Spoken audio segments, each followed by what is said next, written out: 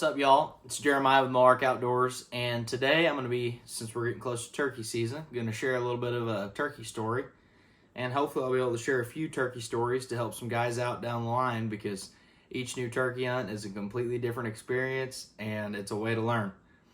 And if you don't take your wins and your losses as learning, you probably never will be a good turkey hunter. But the story I'm going to share with you is the bird that I shot last year. Central Missouri, and last year I was fortunate enough to be able to hunt on some family's private land, and there was quite a few gobblers out there. But starting out the morning, heard multiple birds on the limb, put the slip on a few, but nothing was really panning out. A lot of birds were shutting up, and this was like first weekend of season, so these birds are still with a lot of hens.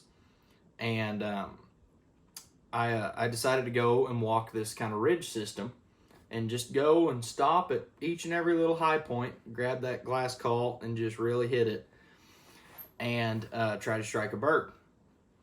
Well, I struck this bird and he hammered, and I could tell that he was fairly close, and I've deer hunted this place my whole life, so I know around about where this turkey was and what he was doing. And he had him a good open little ridge, and I'm sure he was working these roads that run down these ridges, because on this place there are roads all throughout the timber that get brush hogged once a year, and they make great strutting places for turkeys. And on the top in this specific area, the timber's fairly open, so I thought, okay, that's where he's at. And I assumed, since he was the only one responding, he probably didn't have a hen with him. Now this was 9:30, 10 o'clock, so I assumed he didn't have any hens with him. And I decided to sit down right where I was. And there was two roads that fed out off the top of this ridge. Well, I sat right in the middle of them, thinking, I didn't have a whole lot of time, because where he gobbled at and where he heard me from, he was close, and if he was coming, he was coming. So I sat down, and it wasn't particularly my favorite spot, but I went ahead and sat down, and I sat on the road that these two roads came out on. I sat about 5-6 yards off of it, and I found me a spot that had some greenbriers growing around it, and it kind of made a little U where a guy could sit back in it on a little tree and have some side cover. Well, this bird, he shut up, and like a lot of turkeys do, and this is a tip that should ring true with a lot of turkey hunters, that they know. When a bird shuts up completely, a lot of times they're coming to you. Especially if they're within 150 yards and they all of a sudden just shut up and you know you didn't get saw. So I was just purring and scratching in the leaves, purring and scratching in the leaves. And I give you a little example.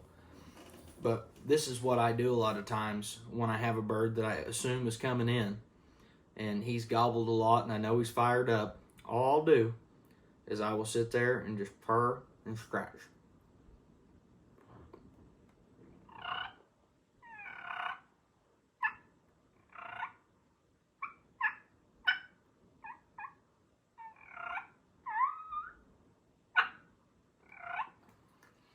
And they eat that up, especially hung up turkeys. You know, a lot of guys, all they know how to do is they just yelp, yelp, yelp, yelp, or they yelp with their mouth call, you know. And when you're starting out, the yelp, that's the easiest thing to do. So there's nothing wrong with that. But some of those calls, they really add the realism to your setup. Well, I was purring, just sitting there, and I could hear something walking, and I assumed turkeys are loud, as most people know. But just sitting there listening, and all of a sudden he hammers 30 yards from me, and I was hoping for he would come out on the road on the left. Well, he came out on the road on the right, and he gobbled directly to my right, almost behind me, where the road that I was sitting on comes together with another road in the timber, and he was right in the middle, perfect place to strut, and I could hear him drumming and spitting and dragging them feathers in the leaves. And I thought, oh no. Well, a tip, which is on my main point for today, a tip that an old boy gave me a while back, and it really rings true, is if you get caught in that scenario and the turkey did not come from where you think he was going to, and a lot of times they don't say a word. Don't do anything. Let him go past you. And if he's fired up enough and he's looking enough, he'll carry on past you. And a lot of times you'll be able to call him back. But if you call right there in that scenario where you can't move and he pinpoints you, because I knew this bird, that's another reason you stay quiet. You don't make a whole lot of noise when they're coming to you. Because if they pinpoint you, they might hang up and go, well, I'm going to let her come to me. Or they'll swing around you from a better position for them. And that's exactly what this bird did. So I just let him go. And behind me, there was another road that led past a timber pond and onto a field. So I'm just sitting there, just letting him go. I'm here. He's hammering looking for him. Ow, ow, ow. And he works off past me. And once he gets worked off past me, probably 80 to 100 yards, and he was far enough there that I knew he would be able to pop up and see me, I just spun around that tree and sat. Got set up, and I was in a terrible spot. I couldn't see enough. So I crawled up, and this is where I'm going to do a review on the vest because I think it's one of the best ideas I've ever seen. But this vest has like a rocker set up, and you can basically make a chair out of nothing. So I was in, like I told you, this U of thick briars, and I could see straight behind and straight in front. So I sat there, and I just didn't have a backrest, so I'm just sitting there holding that gun. And boy, I started purring and clucking again, and he just, ow, ow, ow. And I was like, oh yeah. So sure enough, he walks right back the way he came, and he saw no turkey, heard no turkey, nothing. Walks right back the way he came. He walked up that little road. I saw a head pop up. Boom, laid him out, 35 yards. But that's a super important lesson for people to remember. And I'm a big advocate of calling. Turkeys talk. Hens talk a lot. But you got to remember, you got to be the hen that talks, but you can't be the hen that gets seen. So this bird, I mean, he did it perfect. I set up in the wrong place because I didn't think I had time. I did have time. But I let him work past me. And instead of saying something, screwing it up, trying to make a quick move, just let him work past you.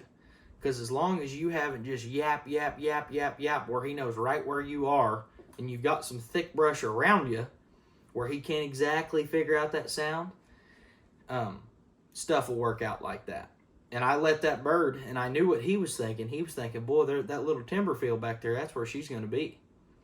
And you got to play that mind game sometimes because you got to understand the way turkeys behave. And that's what most turkeys will be doing. Turkeys want to be in a safe place. They want to be in the open.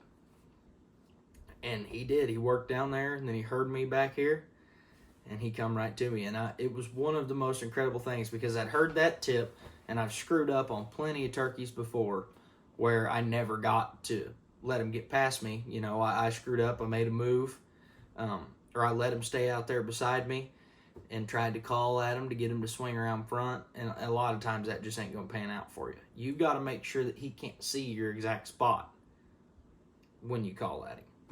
But that was just a little story I was wanting to share, and I've got a few more stories I want to share, and maybe a couple of reviews, some tips and tricks on calling, because turkey hunting, it's one of my favorite things to do, and this is one of only 3 birds, I think, that I've ever killed on private land. The rest have all been on public land, most by myself. I think I've only ever killed 2 with my dad.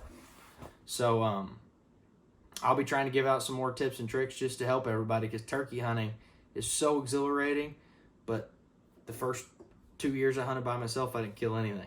And there was a lot of them that I should have killed that I didn't. So if I can help anybody out there, I'm sure going to try. But anyways, y'all, Jeremiah with Mohawk Outdoors, signing out.